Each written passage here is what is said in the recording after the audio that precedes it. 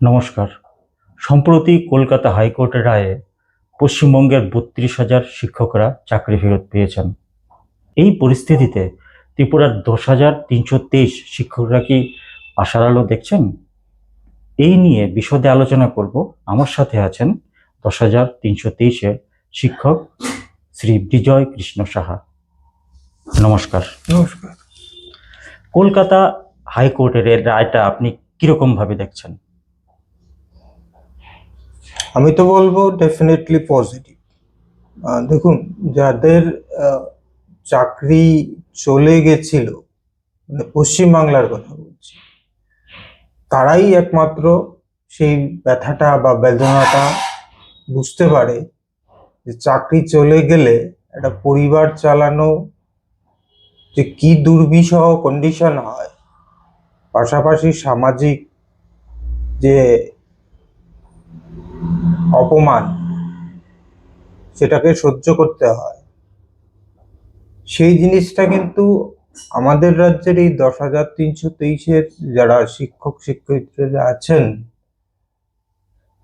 তারা সবচাইতে বেশি বুঝতে পারছেন, ভালো বোঝেন। আর আমরাও কিন্তু চাকরি যাওয়ার বেদনা বুকে বয়ে আছি।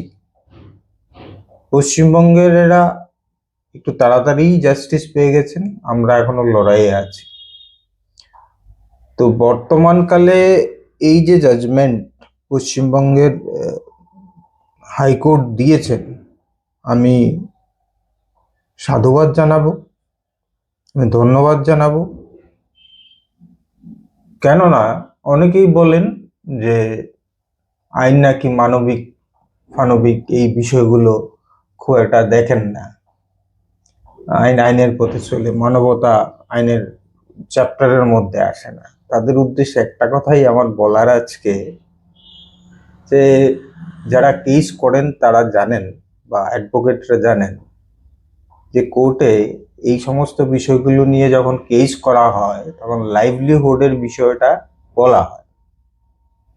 এবার লাইভলিহুড নিয়ে যখন কোনো কিছু কোর্টকে বলা হয় এবং কোর্ট সেই বিষয়টাকে মান্যতা দেন, পশ্চিমবঙ্গে যেটা হয়েছে, পশ্চিমবঙ্গের শিক্ষকদের লাইভলিহুডের বিষয়টাই তো উল্লেখ করেছেন জাস্টিসরা, যে করাপশন হয়েছে স্বীকার করেছে কোর্ট। কিন্তু 10 বছর চাকরি করার পর এই শিক্ষকগুলোর অবস্থা কি হবে, এই শিক্ষকরা কিভাবে সংসার প্রতিপালন করবেন, সবাই বিয়ে করেছেন, বাচ্চা আছে, বাচ্চাগুলোর ভবিষ্যৎ কি হবে, এই কথাগুলো ভেবে যখন পশ্চিমবঙ্গের হাইকোর্ট একটা জাজমেন্ট দেয়, সেটাকে এখন আমরা বলছি কোর্ট মানবিক রায় দিয়েছে। না তো, কোর্ট তো বরাবরই মানবিক রায় দেওয়ার জন্যই তৈরি আছে, কারণ লাইভলিহুডের বিষয়টাই তো কোর্টে আমরা প্রতিস্থাপন করি বা লিখিত আকারে পেশ করি। এটা অ্যাকসেপ্ট হওয়া না হওয়া সেটা অন্য বিষয়। যেমন প্রাক্তন যিনি ছিলেন জাস্টিস, উনি তো অ্যাকসেপ্ট করেননি, উনি কোথাও না কোথাও একটা জাজমেন্ট দিয়েছিলেন।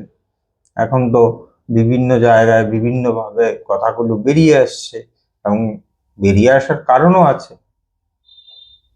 কারণ কি উনি জাস্টিসের চাকরি ছেড়ে একটা পলিটিক্যাল পার্টিতে জয়েন করছে। আমার মনে হয় ভারতবর্ষের যে আইনি ব্যবস্থাটা, সেটাকে একটু আবার সাজানো দরকার আছে। কারণ কি সম্প্রতিকালে বেশ কিছু জাজমেন্টগুলো আমাদের দেখে একটু অন্যরকমই লাগছে। মনে হচ্ছে জাজরা খুব একটা মানে সমাজের কাছে নিজেদেরকে পৌঁছতে পারছেন না, না কি বুঝতে পারছি না। বেশ কিছু জাজমেন্ট আছে, এগুলো আজকের বিষয় না, তারপরেও আমি এই কথাগুলো এই কারণেই বলছি। একটা কথা আছে, জাজেস are just like a god, god never makes mistake. এই কথাগুলো কিন্তু মানে আইনজ্ঞ যারা, মানে লয়ার যারা, বা সুপ্রিম কোর্টের বলুন, হাইকোর্টের বলুন, এরা বলেন যে জাজেস are just like a god, god never makes mistakes. তাহলে এই ক্ষেত্রে অভিজিৎ গঙ্গোপাধ্যায় তাহলে কি? Is he a god? If he is a god, then how can he do mistakes? আপনি কি কলকাতা হাইকোর্টে সেই রায়টা পড়েছেন?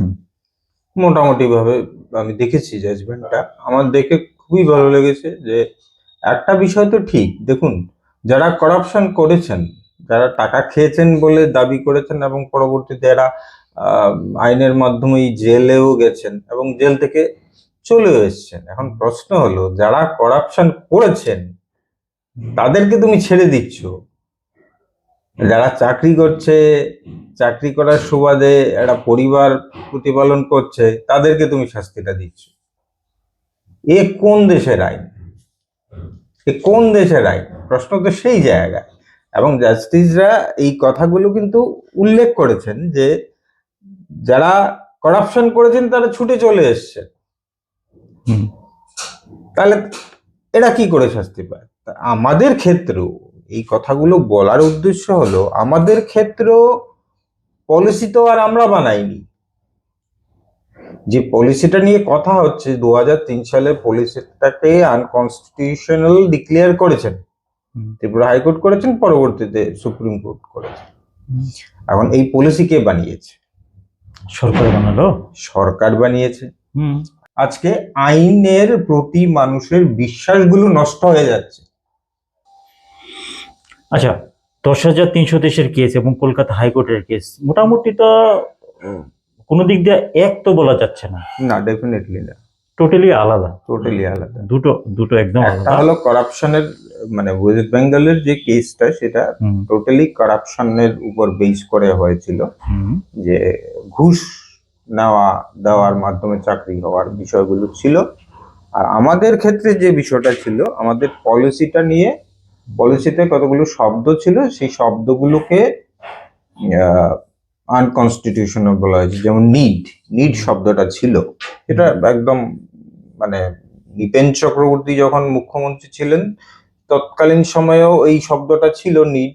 হুম, পরবর্তীতে এটা চেঞ্জ হয়নি, এইভাবেই চলছিল। এই নিড শব্দটা নিয়ে কোর্টের একটা মানে অব্লিগেশন আছে, সেই ক্ষেত্রে বলেছে যে সেটা আনকনস্টিটিউশনাল। সেটা নিয়েও একটা প্রশ্নবোধক আছে। পরবর্তীতে সুপ্রিম কোর্টের একটা ইস্যু আছে, যেটাতে এটা আমি এক্স্যাক্টলি সেটা বলতে পারছি না, আমার কাছে কাগজটা আছে, আমি দেখলে বলতে পারবো।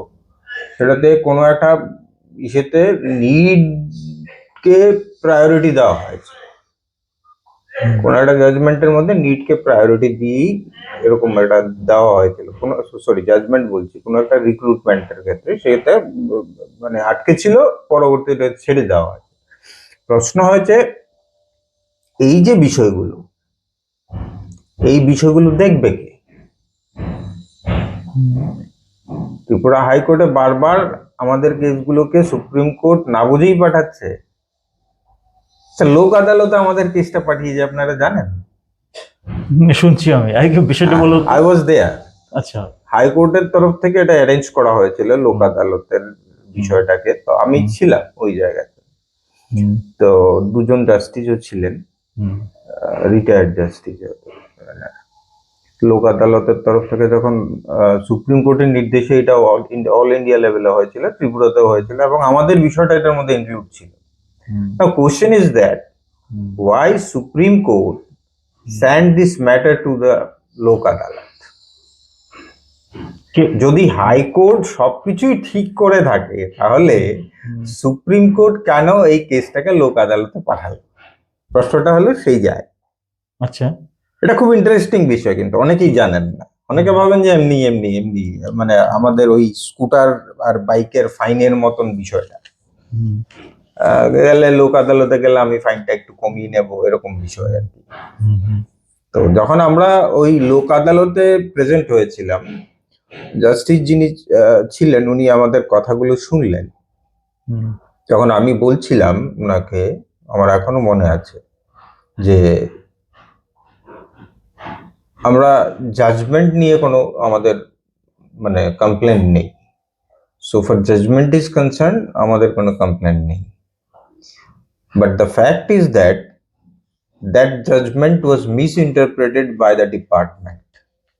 উনি তখন বললেন, তাহলে আপনাদের কোনো মানে জাজমেন্ট নিয়ে কোনো ইস্যু নেই, তাহলে আপনারা কি করছেন মানে কেসগুলো? আমরা বললাম, আমরা তো জাজমেন্ট নিয়ে কেস করছি না, সেটা একটা সময় করেছিলেন গভর্নমেন্ট। 2014 সালের পরে স্টেট গভর্নমেন্ট গিয়েছিলেন যে জাজমেন্টটাকে যদি ইসে করা যায়, যে পলিসিটাকে ঠিক রাখা যায়। কিন্তু আমরা যারা মানে ভিকটিম বলবো আজকের ডেটে, তারা তো কখনোই আমরা সুপ্রিম কোর্ট বা হাইকোর্টকে গিয়ে এই কথাটা বলিনি যে এই জাজমেন্টটা ভুল, এই জাজমেন্টটাকে চেঞ্জ করুন। Never we said that. আমরা কি বলেছি? আমরা বারবার কোর্টের কাছে এই কথাটাই বলার চেষ্টা করছি যে এই যে জাজমেন্টটা, এই জাজমেন্টটাকে মিস ইন্টারপ্রেট করা হচ্ছে। হ্যাঁ, তা এই বিষয়গুলো যখন আমরা সুপ্রিম কোর্টের কাছে গিয়ে বলার চেষ্টা করি, সুপ্রিম কোর্ট কিছু না কিছু বোঝেন, বোঝেন না বলবো না, কিন্তু বুঝেন বলেই এই কেসটাকে আবার হাইকোর্টের কাছে পাঠিয়ে দেন, বলে তুমি এই বিষয়টা ঠিক করো। কারণ হাইকোর্টের 2014 সালের জাজমেন্টটাকে স্টেট গভর্নমেন্ট চ্যালেঞ্জ করেছিল সুপ্রিম কোর্টে। পরবর্তীতে 2017 সালে সুপ্রিম কোর্ট একটা জাজমেন্ট দিয়েছিল, আপিল রেখেছিল যে হাইকোর্টে যে জাজমেন্টটা দিল সেটাই আমি রাখলাম, এক দুটো প্যারা চেঞ্জ করেছিল, 123 নম্বর প্যারাটা খুব সম্ভবত চেঞ্জ করেছিল। যাই হোক, বিষয় এটা না, বিষয় হচ্ছে তো মাদার জাজমেন্টটা কে দিয়েছিল? মাদার জাজমেন্টটা তো হাইকোর্ট দিয়েছিল। তো এবার যা কিছু ভুল যা কিছু ঠিক সেটা ইন ডিটেলস তো হাইকোর্ট জানে। যে কারণে পরবর্তীতে যখনই আমরা কেসে যাই তখন আমাদেরকে বারবার বলা হয় সুপ্রিম কোর্ট থেকে যে হাইকোর্টে যাও, তুমি বিষয়টা হাইকোর্ট শুনবে। পশ্চিমবঙ্গের ক্ষেত্রে যেটা হয়েছিল, সুপ্রিম কোর্ট অব্দি গেছেন কিন্তু ওরা, পরবর্তীতে আবার হাইকোর্টের এই তারা কেস ফাইল করেছিল, পরবর্তীতে এই হাইকোর্ট কিন্তু এটাকে মডিফাই করেছে বা রেকটিফাই করেছে, করে সবার চাকরিটা বহাল রেখেছে। কিন্তু আমাদের স্টেটের ক্ষেত্রে সেটা হচ্ছে না। পরবর্তীতে যে জাজের কথা বলছি, উনি একটা মুখ খুললেন বা একটা কমেন্টস পাস করলেন কোনো আর একটা কেসে। যদিও এই ধরনের বিষয়গুলো সাধারণত কোর্টের মধ্যে দেখা যায় না, কিন্তু উনি এতটাই অ্যাগ্রেসিভলি বলেছেন যে এটা অন্ততপক্ষে অন্য কেউ জানুক না জানুক 10,323-এর সমস্ত শিক্ষকরা জানেন